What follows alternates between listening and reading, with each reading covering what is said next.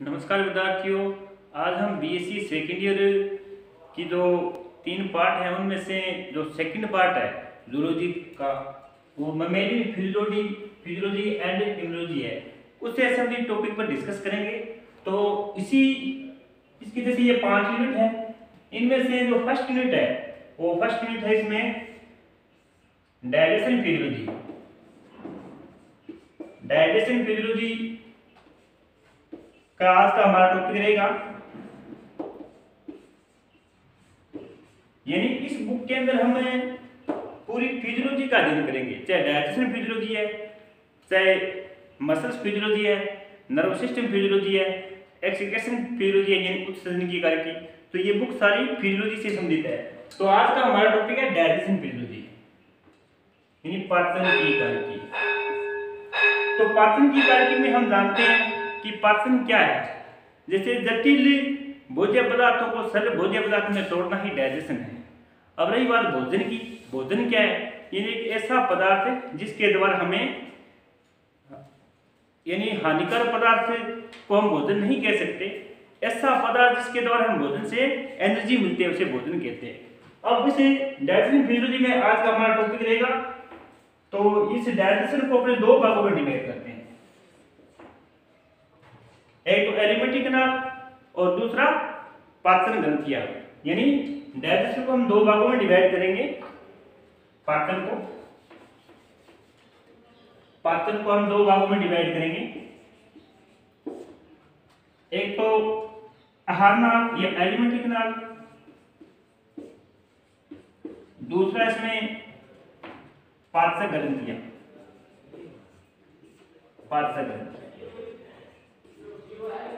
तो ये इस प्रकार से पाचन के बारे में पढ़ेंगे। हम आहार का पढ़ेंगे पहले, फिर उसमें पाचन ग्रंथियों के बारे में पढ़ेंगे।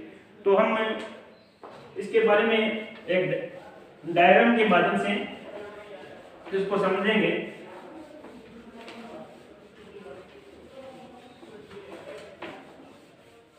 यानी जटिल भोज्य पदार्थों को सरल भोज्य पदार्थों में तोड़ना ही डाइजेशन है।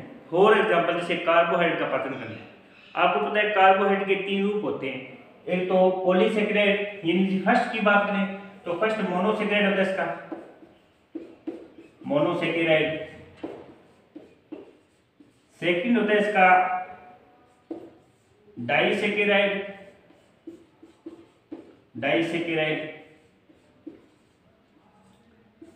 थर्ड होता है इसका पॉलीसेकेराइड। हम कार्बोहाइड्रेट के प्रकार की बात कर रहे हैं।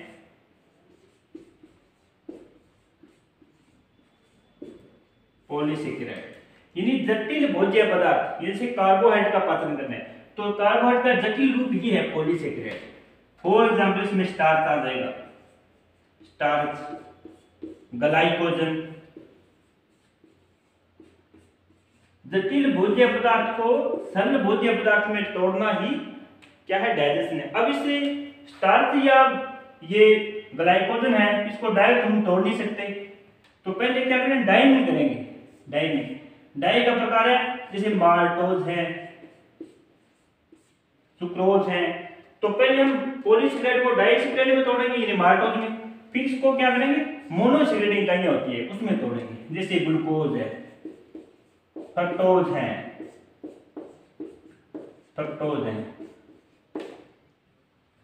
तो इस प्रकार से हम पहले जटिल भोज्य पदार्थ को उसके डाइसेकेराइड से मोनोसेकेराइड में तोड़ेंगे। तो ये प्रक्रिया पाचन कहलाएगी।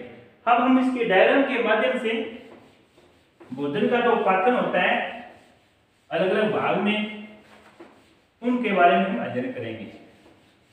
तो इसके लिए हमें क्या करना पड़ेगा? एक आहार का डायग्राम बनाना पड़ेगा। तो आप देखो, जैसे पाचन को हम 2 भागों में डिवाइड करते हैं। एक भाग तो इसमें एलिमेंट्री आ जाएगी, एलिमेंट्री कनाल, और आपको बता चुके हैं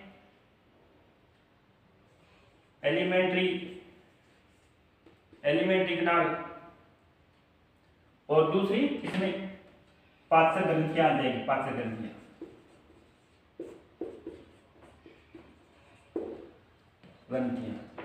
अब हम लोग यहाँ पर देखते हैं, इसमें पहले एलिमेंट्री कनाल के बारे में देखते हैं। तो एलिमेंट्री कनाल में शुरुआत आप जानते हो इसकी कहां से होती है, मुख से होती है और एंस तक होती है। यानी पहले हम इसका मुख का डायग्राम बनाए ऐसे, फिर मुख के बाद में ये घसनी आ गई इसकी, और ये इसकी घसिका आ गई, और ये आप जानते हो स्टोमेज है, स्टोमेज। स्टोमेज के बाद में इस एलिमेंट्री कनाल का पार्ट आ जाएगा small intestine, small intestine, small intestine.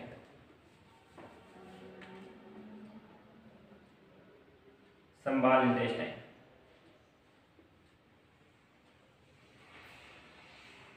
ये स्टोमेज है, स्टोमेज। ये माउथ, ये इसकी बक्कल कैविटी है, बक्कल कैविटी। ये इसका फनेक्स रीजन आ गया, घसनी क्षेत्र। ये इसकी घसिका आ गई है, ओइसोफेगस, ओइसोफेगस। और ये स्टोमेज है, अमाशय, अमाशय। इसके बाद में आप देखते ये इसके स्मॉल इंटेस्टाइन के पार्ट हैं, यानी आंत के दो भाग होते हैं, हम जानते हो, एक तो स्मॉल और दूसरा लार्ज।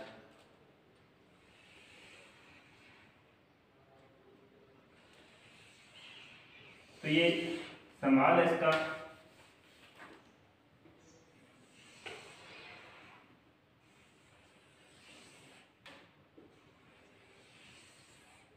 स्मॉल।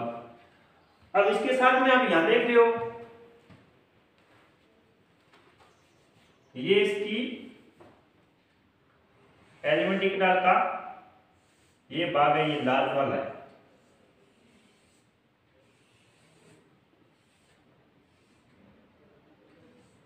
ये लार्ज है। और ये अंत में अपेंडिक्स है, अपेंडिक्स। तो अब देखो आप, ये लार्ज इंटेस्टाइन है, इंटेस्टाइन, ये स्मॉल इंटेस्टाइन है। और स्मॉल इंटेस्टाइन के आप जानते हो उसके तीन भाग होते हैं, स्मॉल इंटेस्टाइन, स्मॉल इंटेस्टाइन के तीन भाग होते हैं, जैसे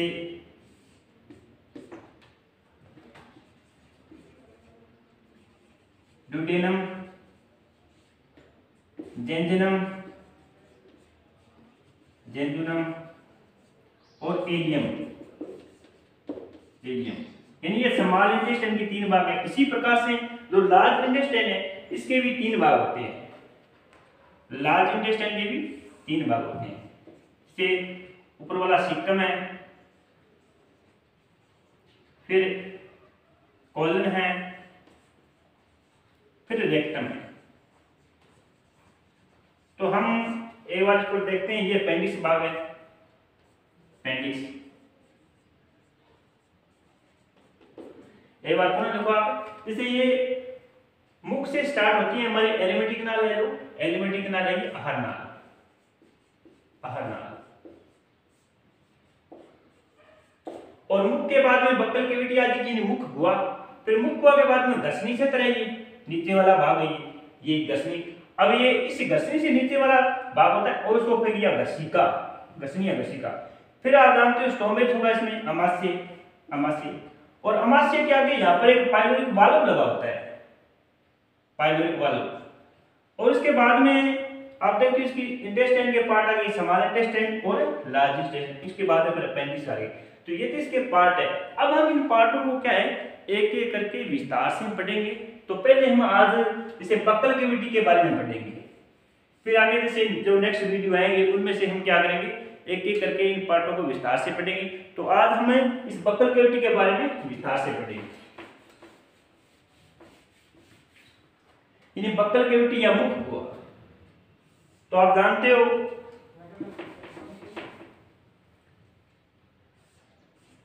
मुख के अंदर आप जानते हो दांत होते हैं और लाल ग्रंथियां होती है। यानी मुख्य रूप से अपने मुख के अंदर हम देखते हैं तो लाल ग्रंथियां और दांत होते हैं। अब लाल ग्रंथियों की बात करें तो ये 3 प्रकार की होती है, और दांत की बात करें तो आप जानते हो कि पहले 32 होते थे, आज के टाइम में वर्तमान में 28 दांत है। तो पहले हम दांत के बारे में देखते हैं।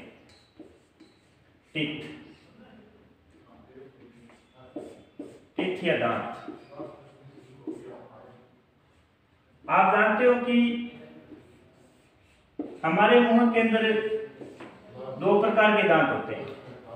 एक तो जो मिल्क टीथ होते हैं, मिल्क टीथ। सेकंड होते हैं इसमें अडल्ट टीथ, अडल्ट यानी वयस्क दांत। यानी मिल्क टीथ की बात करें तो इनकी संख्या 20 होती है। दूध या दांत बोलते हैं इसे, इनकी संख्या 20 होती है। अडल्ट टीथ की बात करें तो इनकी संख्या पहले जो आदि मानव था उसमें 32 होती थी, लेकिन आजकल ये वर्तमान मानव उसमें दांतों की संख्या 28 ही है। तो ये थोड़ा ध्यान रखना, 28 से आजकल। अब हम इस दांत के बाद में इसके दंत सूत्र की बात करते हैं कि मानव का दंत सूत्र क्या है। तो उसका एक सूत्र है teeth formula, teeth formula, teeth formula. तो दंत सूत्र की बात करें तो आप जानते हो कि हमारे मुंह के अंदर 4 प्रकार के दांत होते हैं, इंसाइजर, कैनाइन, प्रीमोलर और मोलर। तो हम देखते हैं कि ऊपर वाले जबड़े में और नीचे वाले जबड़े में इनका एक क्रम होता है, वो किस प्रकार से है। तो पहले हम देखते हैं इंसाइजर दांतों की संख्या एक वयस्क में कितनी होती है। यानी दांत के 4 प्रकार है, इंसाइजर, कैनाइन,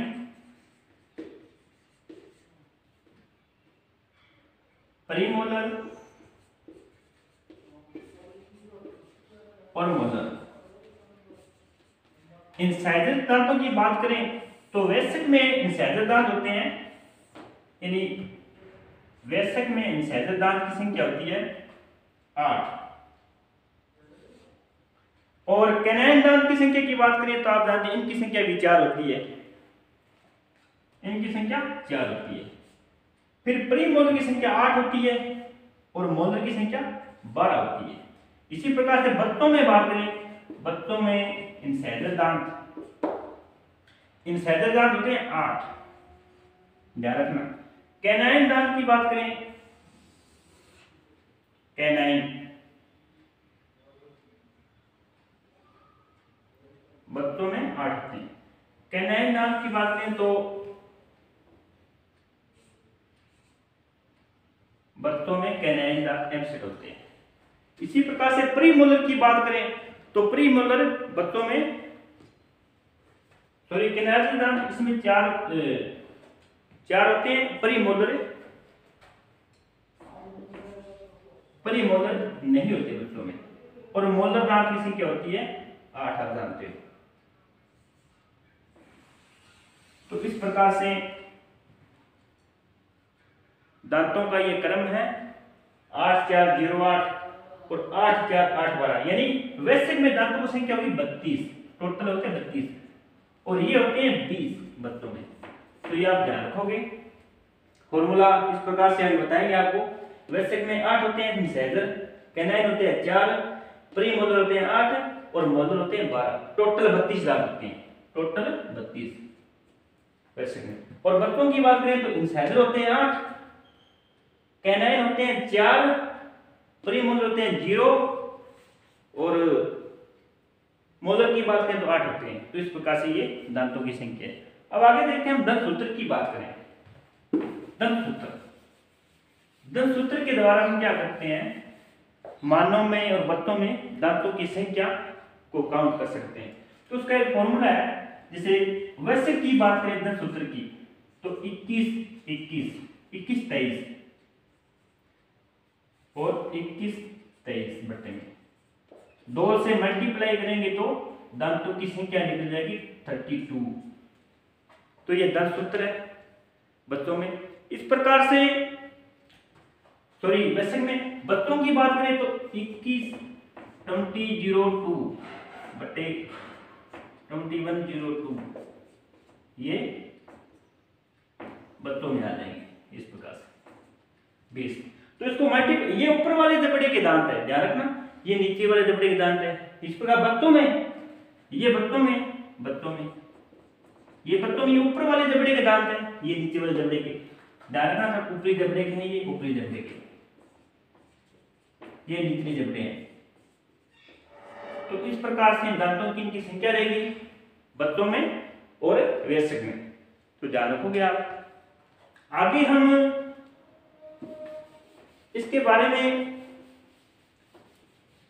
दांतों के बाद में मुख के अंदर तो बहुत ही महत्वपूर्ण पार्ट है ग्रंथि सैलिवरी ग्लैंड, अंतःस्रावी ग्लैंड।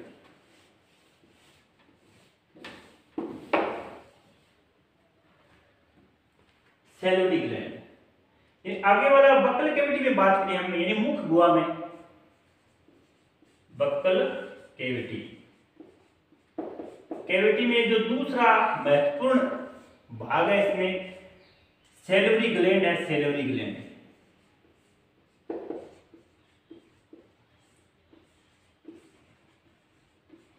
यानी लार ग्रंथियां,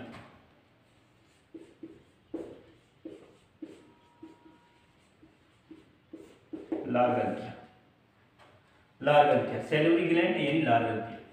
हमारे शरीर में लार ग्रंथियों की बात करें तो आप जानते हो इनकी संख्या 3 होती है। आपको पता है लार क्या होती है?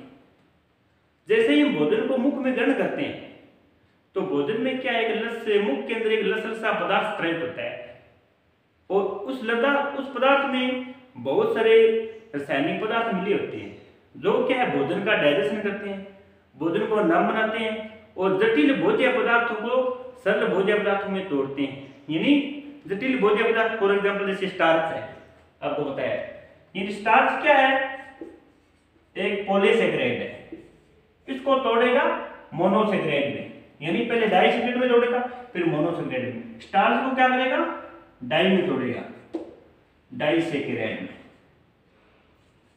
डाइसेकेराइड में, फिर इसको मोनोसेकेराइड में तोड़ेगा, उसकी बात हम आगे करेंगे। तो एक बार आप देखो, जैसे सैलिवरी ग्लैंड में इनकी संख्या 3 होती है। एक होती है पेरोटिड, पेरोटिड ग्लैंड, ये पेरोटिड ग्लैंड हमारे दोनों कान के नीचे एक जोड़ी होती है, यानी दोनों कान के नीचे एक जोड़ी होगी पेरोटिड, कर्णमूल भी बोलते हैं इसे, कर्णमूल ग्रंथियां, ये कर्णमूल ग्रंथियां सैलिवरी ग्लैंड का ही एक भाग है। इसके बाद में आप देखो सब मैंडिबुलर ग्लैंड, सब मैंडिबुलर ग्लैंड। अब ये सब मैंडिबुलर ग्लैंड है जो हमारे ऊपरी जबड़े और निचली जबड़े हैं उनके जॉइंट पार्ट्स है, यानी दोनों जबड़ों के जो जॉइंट भाग है, संधि स्थल है, वहां पर होती है ये एक जोड़ी, ठीक है ना, जबड़ों के संधि स्थल पर होती है एक जोड़ी, ठीक है ना, ध्यान रखना। इसके बाद में सब लिंगुअल, लिंगुअल, सब लिंगुअल ग्लैंड। अब ये सब लिंगुअल ग्लैंड है, ये हमारे जो जीभ के नीचे, यानी जो तल भाग है जीभ के नीचे वाला, ये आगे वाला जो तल भाग है वहां पर होती है एक जोड़ी। तो इस प्रकार से हमारे मुख के अंदर लार ग्रंथि होती है। अब आप जानते हो लार ग्रंथियां 24 घंटे में एक स्वस्थ व्यक्ति 1 से 1.5 लीटर लार का स्त्राव करता है। और आप जानते हो लार की फंक्शन की बात करें, हम लार की फंक्शन की बात करें तो आप जानते हो लार भोजन को नम बनाती है, और लार में आप जानते हो टायलिन अमाइलेज एंजाइम होता है, और लार में लाइसोजाइम एंजाइम होता है। अब इनका मुख्य कार्य है लार का, तो हम थोड़ा इस पर भी डिस्कस कर लेते हैं। देखो आप, फंक्शन ऑफ सैलिवा या लार के कार्य, लार के कार्य, लार के कार्य भोजन को नम बनाती है लार। पहले देखो आप, एक स्वस्थ व्यक्ति प्रतिदिन 24 घंटे में 1 से लेकर 1.5 लीटर तक लार स्त्रावित करता है। और लार क्या करती है? भोजन को नम बनाती है। भोजन को नम बनाएगी। लार में आप जानते हो टाइलिन एंजाइम होता है, टाइलिन या लार ये अमाइलेज एंजाइम होता है, या लार ये एमाइलेज लार ये अमाइलेज एंजाइम होता है। इसके बाद में लाइसोजाइम होता है लार में, लाइसोजाइम। अब लाइसोजाइम आप जानते हो कि ये बैक्टीरिया की जो कोशिका भित्ति होती है उसको गलाता है। अब देखो मुख्य रूप से आप भोजन को नम बनेगी, टाइलिन लार एमाइलेज इसमें होता है, लार में लाइसोजाइम एंजाइम होगा। अब आप ध्यान से देखो कि जो हम भोजन के साथ में स्टार्च ग्रहण करते हैं, भोजन के साथ में जो स्टार्च ग्रहण करते हैं, तो ये स्टार्च है, इस स्टार्च पर ये टाइलिन एंजाइम काम करेगा, टाइलिन एंजाइम काम करेगा और इसको डाइसैकराइड माल्टोज में बदल देगा, माल्टोज में। और माल्टोज आप जानते हो डाइसैकराइड है, कार्बोहाइड्रेट का प्रकार है, यानी स्टार्च को टाइलिन में बदलेगा, टाइलिन एंजाइम के द्वारा माल्टोज में बदल जाता है। ये क्या है? लार का कार्य है। इसके बाद में हम देखते हैं लार में जो लाइसोजाइम एंजाइम है, ये बैक्टीरिया की जो बाह्य भित्ति उसको नष्ट करता है, या जीवाणुओं से हमारी रक्षा करता है, जीवाणुओं से हमारी रक्षा करता है, जीवाणुओं से रक्षा करता है। तो इस प्रकार से क्या है, आज हमने इस के बारे में पढ़ा, और इससे संबंधित जो नेक्स्ट जो क्लास रहेगी उसमें हम आगे के भाग जो रेमेडी लगी उनके बारे में पढ़ेंगे। तब तक के लिए धन्यवाद।